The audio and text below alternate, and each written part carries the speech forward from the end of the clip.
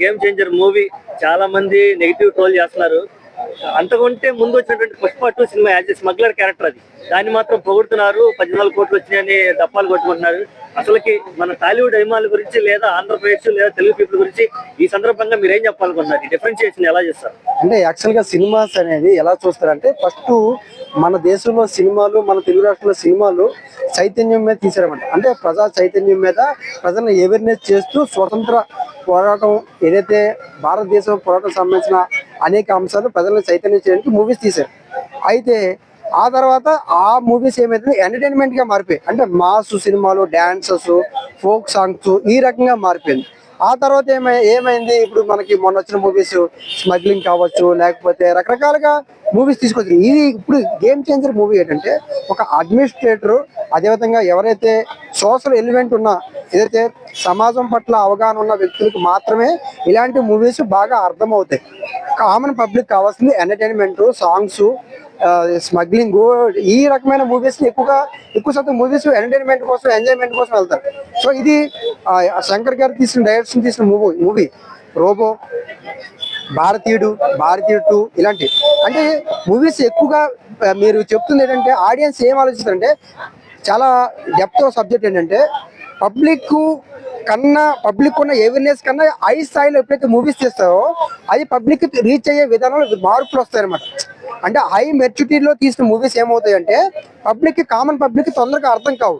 అదే నార్మల్ గా మనం మాస్ మూవీస్ కావచ్చు, లేదా పుష్ప 2 మూవీస్ కావచ్చు, శంకర్ దాదా MBBS లాంటి ఇలాంటి మూవీస్ ఏమవుతాయంటే పబ్లిక్ తొందరగా కనెక్ట్ అవుతాయి.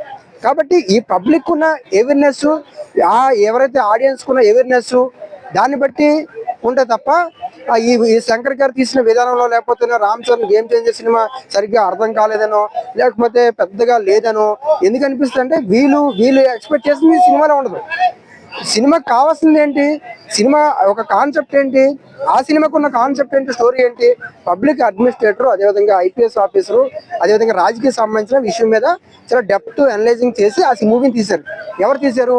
శంకర్ లాంటి పెద్ద డైరెక్టర్ తీశారు. సో ఇది ప్రజలకు అర్థం అవడానికి కొంచెం టైం పడుతుంది. ఇప్పుడు వరకు చూసిన వాళ్ళు పబ్లిక్ ఒక 10,000 మంది అనుకుందాం ఎగ్జాంపుల్, అందులో ఒక 300 మందికి అర్థమవుతుంది. ఈ సంక్రాంతి తర్వాత మెల్లిగా మూవీస్ బాగా అయిపోచ్చే అవకాశం ఉంది. గతంలో కూడా 7th సెన్స్ మూవీ తీశారు. 7th సెన్స్ మూవీ తెలుగులో డబ్బింగ్ చేస్తే ఈ సినిమా బుర్రపాడు అన్నారు. తర్వాత అది అలాగ 1 month 2 weeks అయిన తర్వాత అలా ఒకేసారి నడిచింది. సో ఎప్పుడైతే పబ్లిక్ ఐడియాలజీ కన్నా ఎక్కువ మించి హైప్లో మూవీస్ తీసినప్పుడు అవి తొందరగా పబ్లిక్ కనెక్ట్ అవ్వు. అంతే మాత్రం అది సరిగ్గా ఆడలేదనో, లేదా నచ్చలేదనో, సరిగ్గా తీలైపోయారని కాదు. ఎందుకంటే రామ్ చరణ్ మెచ్యూరిటీ యాక్టర్, అదే director maturity actor, director. So వీళ్ళు తీసినప్పుడు ఏమీ లేకుండా తీరు కదా.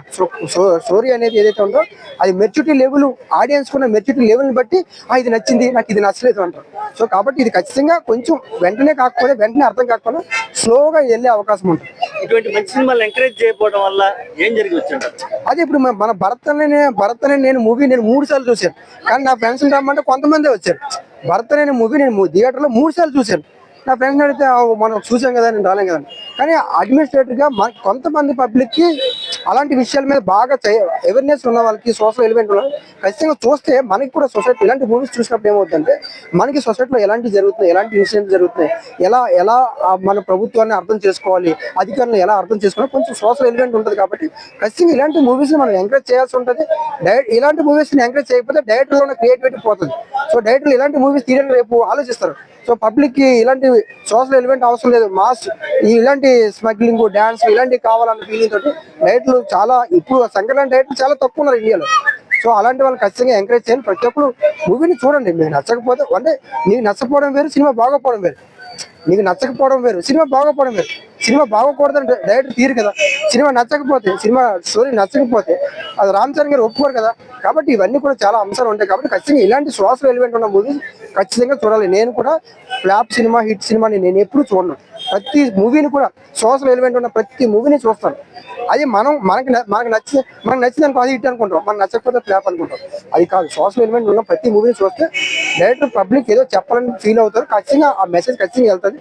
కొంతమందికి తొందరగా కనెక్ట్ అవుతుంది, కొంతమంది లేట్ కనెక్ట్ అవుతుంది. కాబట్టి ఖచ్చితంగా గేమ్ చేంజర్ మూవీ అందరూ చూడండి. తొందరగా అంటే వెంటనే కాకపోయినా సరే మ్యాక్సిమం పీపుల్కి అర్థమయ్యే అవకాశం ఉంటుంది. Okay, thank you.